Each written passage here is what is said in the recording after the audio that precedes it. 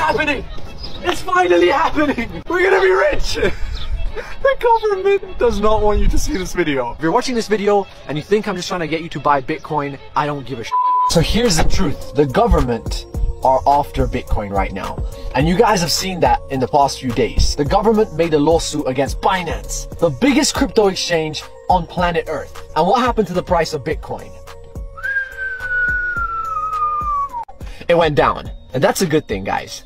Because what that means is the government, they're just trying to control crypto. The question is, how are you going to make money out of this? And how are you actually going to be the winning side? Right now, the governments are trying to make their own coins. It's not happened, but the truth is, behind the scenes, they are working on their own cryptocurrencies. But what that does mean is in the future, the governments are going to control crypto. So does that mean Bitcoin's going to zero? No, the government are probably just trying to buy Bitcoin and other cryptos at a low price. So what do? They make the price of Bitcoin come down so they can buy it.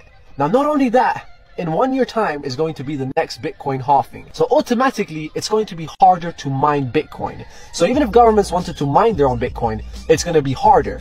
So what does that mean? It means it's easier just to make the price of Bitcoin go down, buy a bunch of it, and that way they control crypto. Now, that's actually a good thing, because if the governments have a huge reserve of Bitcoin, that probably means that Bitcoin prices are bound to go up.